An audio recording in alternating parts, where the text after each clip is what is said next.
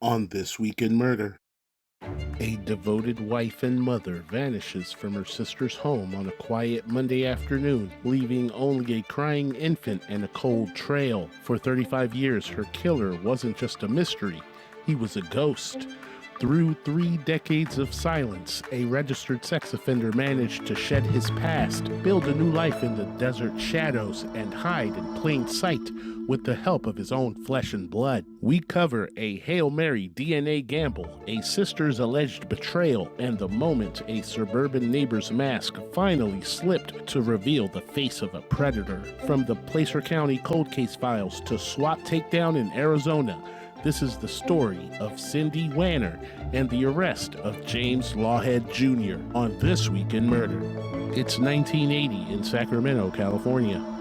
18-year-old James Lawhead Jr. is breaking into a house of a 71-year-old resident, a woman whom he beat savagely until she was unconscious. He also sexually assaulted the woman's 11-year-old granddaughter. Miraculously, the grandmother and child survived this horrific encounter and provided details of the man who broke into the home. He was apprehended. James Lawhead Jr. then told authorities he believed the grandmother was dead. That should have sealed his fate. It didn't. After being evaluated by state psychiatrists, they classified him as a mentally disordered sex offender who was non-responsive to treatment for the home break-in, the assault on the grandmother, and sodomizing an 11-year-old girl. James Lawhead Jr. received 19 years in prison. He was paroled in January 1991 after just 11 years. 10 months later, on Monday, November 25th, 1991, 35-year-old Cindy Wanner was cleaning her sister's home on a sunny afternoon in Granite Bay, California. The mother of two then suddenly vanished. Her 11-month-old baby was strapped to the high chair crying, and Cindy's car, her keys, purse, and all her belongings were left behind. She was found 3 weeks later in a remote area in Forest Hill, California, roughly 40 miles from where she was kidnapped. She was strangled to death. The discovery of Cindy Wanner's body was only the beginning of a nightmare that would stall for 3 decades. Investigators determined Cindy hadn't died the day she was taken. She had been kept alive for nearly 2 weeks before being sexually assaulted and strangled. Despite a massive investigation by the Placer County Sheriff's Office, the trail went cold. The monster, who left an 11-month-old crying in a high chair, had seemingly vanished into thin air. But while Cindy's family spent 35 years mourning, James Lawhead Jr. was busy reinventing himself. Just months after the murder, Lawhead fled California. He didn't do it alone. Authorities believe his sister, Terry Lawhead Steele, played a pivotal role in helping him evade justice. She didn't just give him a place to hide. She helped him bury James Lawhead Jr. and create Vincent Reynolds. Under this stolen identity, Lawhead lived a full, normal life in the shadows. He moved between multiple states, eventually settling in Bullhead City, Arizona. For years, he lived as a quiet neighbor, a man who blended into the suburbs of the Mojave Desert, while his sister helped maintain the facade that kept him off of the radar of sex offender registries and cold case detectives. But in the world of cold cases,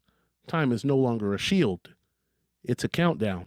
In 2026, Placer County investigators decided to throw a Hail Mary. With only a few precious pieces of biological evidence remaining from the 1991 crime scene, they turned to advanced genetic genealogy. It was a gamble. If the DNA was too degraded, the last link to Cindy's killer would be lost forever. The gamble paid off. The DNA didn't just lead to a family tree. It led straight to a man who wasn't supposed to exist, Vincent Reynolds. When investigators cross-referenced Reynolds with his true identity, the terrifying history of James Lawhead Jr. roared back to life. Detectives pulled the Arizona driver's license photo for this Vincent Reynolds and placed it side by side with the decades-old mugshots of James Lawhead Jr. Despite the 35 years that had passed, the facial recognition and manual comparison were undeniable.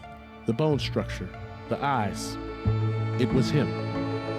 The man who had been a mentally disordered sex offender in California was staring back at them for an Arizona DMV record. This wasn't just a lead anymore. It was a positive ID. The ghost finally had a face, and that face was a perfect match for a monster. SWAT teams swarmed a quiet neighborhood in Bullhead City, arresting Lawhead without incident. Neighbors were left in absolute shock, realizing the man they had chatted with over backyard fences was a mentally disordered sex offender who had been hunted for 35 years. James Lawhead Jr. didn't just hide, he cheated the system. As a mentally disordered sex offender, Lawhead was legally required to register his whereabouts for the rest of his life. But by becoming Vincent Reynolds, he bypassed every safety net we have. He wasn't just a murderer on the run, he was a walking glitch in the sex offender registry. For over 3 decades, the very system designed to track predators didn't even know he existed. But while the official charges against Lawhead are currently limited to the 1991 Wanner case, as a researcher, it is impossible not to look at the other unsolved mysteries scattered across the desert.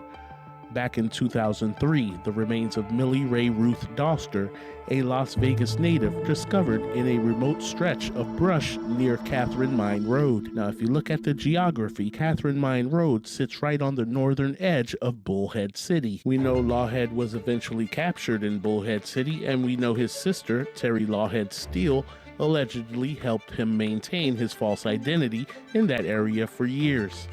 If his timeline eventually reveals he was already established in the region back in 2003, the proximity is a haunting coincidence.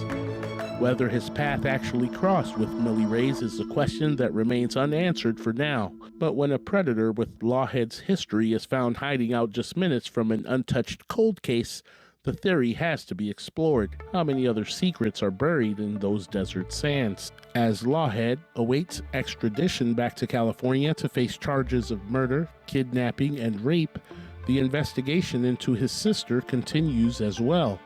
Terry Lawhead Steele was also arrested. Hiding a fugitive is a crime, but helping a predator escape justice for the murder of a young mother is a betrayal that a community and a family may never forgive. Cindy Wanner was taken from her family on a sunny Monday afternoon in 1991.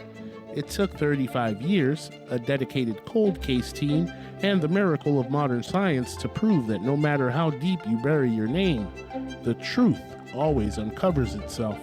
Hit like and subscribe to stay updated on this story and more cases on the next This Week in Murder.